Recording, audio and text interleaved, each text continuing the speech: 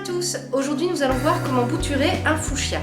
La période idéale pour bouturer le fuchsia, c'est la fin du mois d'août. Alors on peut aussi le faire au printemps, c'est ce que je vais faire parce qu'en fait j'ai cassé une branche sans faire exprès et au lieu de la jeter, je vais essayer de la récupérer et de bouturer le fuchsia. Mais retenez que si vous voulez être sûr de réussir votre bouture, faites-la plutôt à la fin du mois d'août.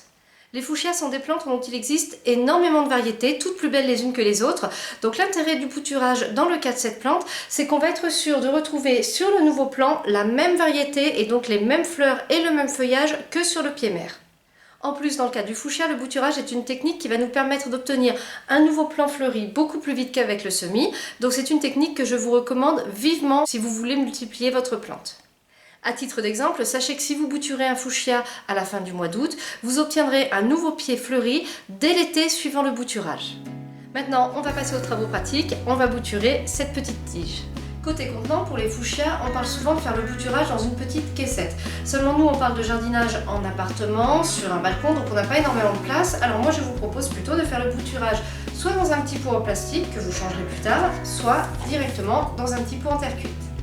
Côté substrat, pour le bouturage du fuchsia, l'idéal c'est un petit mélange de 50% de sable avec 50% de tourbe. En revanche, je sais que la tourbe est souvent vendue en grands sacs de 70 ou 80 litres.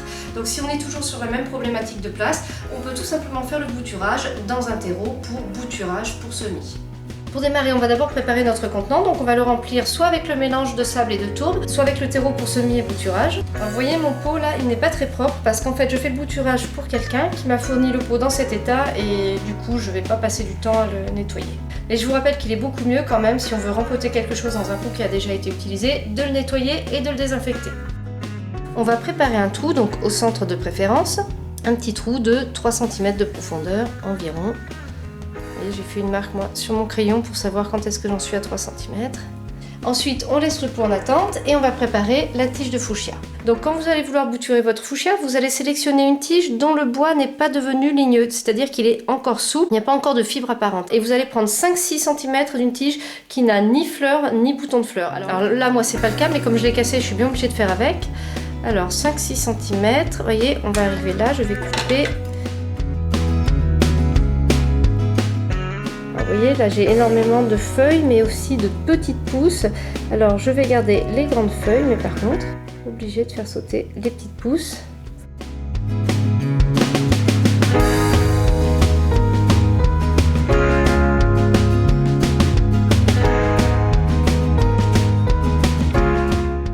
Vous voyez, on va garder ça.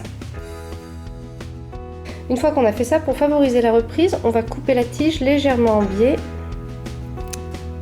Voilà. Comme ça, vous voyez, il y en aura une plus grande partie qui sera en contact avec la terre.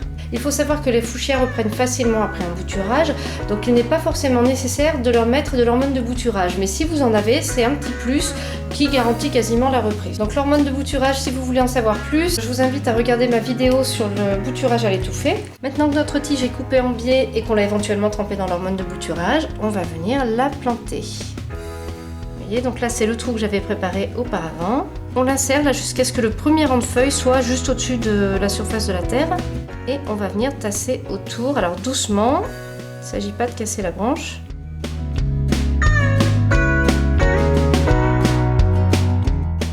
Ensuite, on vient humidifier le terreau et il faudra s'assurer qu'il reste humide pendant toute la durée du bouturage.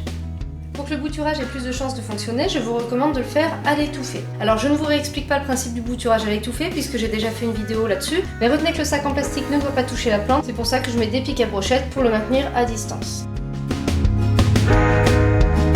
Voilà, notre bouturage est terminé. Donc on va le placer dans un endroit lumineux, mais surtout pas en plein soleil, à l'intérieur, parce que vous imaginez bien qu'en le bouturant à la fin du mois d'août, on arrive sur des températures d'automne, donc qui vont être plus fraîches. Donc il est important de préserver la pousse et de lui fournir un climat qui va lui permettre de reprendre le plus facilement possible. Au bout d'un mois et demi, vous allez avoir des nouvelles feuilles qui vont apparaître à l'extrémité de la tige du fuchsia. Donc là, ça signifie que des racines sont apparues et que le fuchsia fait sa reprise.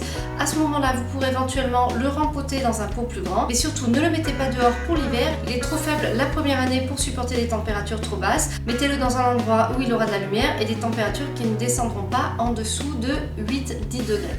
Alors je ferai une vidéo pour vous montrer ce que ça donne une fois qu'il aura repris et qu'il aura poussé.